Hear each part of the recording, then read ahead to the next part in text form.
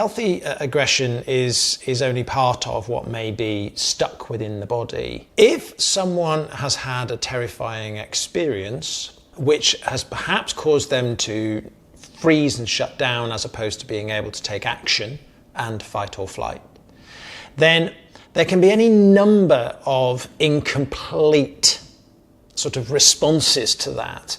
Sometimes anger we call often healthy aggression, because anger tells us there's been a boundary violation, something is not right, somebody's done something to us which feels off, that they've crossed some line.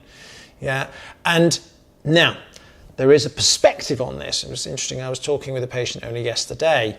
There is a perspective on this that actually, is anger actually a core emotion or not? And it's a great question.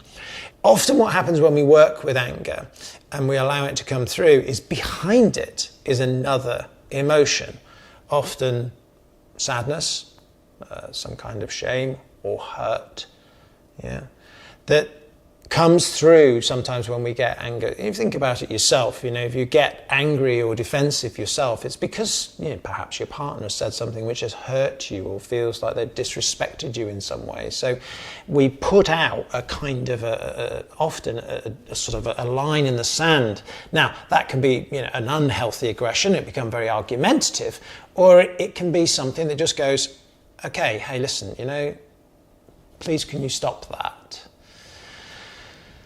So anger is a really important part of human existence, and it gets a bad rap, and I've given other videos on here and other talks about that. If, however, you can't have that because it's not safe for you to say, get off, stop, because perhaps there's an attack taking place or something has happened that we're not able to express that anger, or it's not possible in that situation, then often that sort of healthy defensive mechanism is thwarted. And so what will sometimes come through is we work with allowing the body slowly enough to titrate out the sort of unprocessed parts. And part of that might be an emotional response, and it's not at all unusual to find that anger might be there, depending on the type of trauma that the person's undergone. That could even be developmental trauma. If I'm not allowed to get angry, it's often associated with attachment trauma.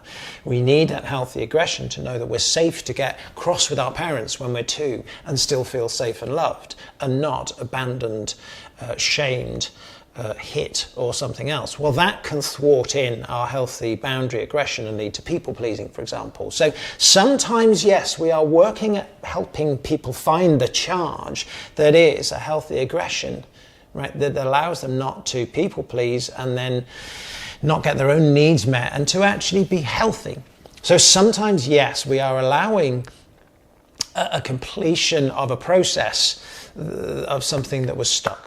And anger may come through. There may be motor responses. There may be involuntary motor responses of a need to actually not freeze, but to be able to push or to defend. So completion of things doesn't have to be anger, yeah, but it often can. And when we allow that, healthy boundaries come about, and it often allows us to maybe uncouple that anger from the emotion that sits behind that. Shame, so commonly associated with that. Shame will often come in and go, I am bad if I express this anger, and so anger doesn't come out. And so I spend a lot of time working with that. And that has a physical, all of these things tend to have a physical contact. Shame collapses us, creates lots of tension and low energy. So, there are physical manifestations whenever we're talking about these emotional parts to the management of trauma.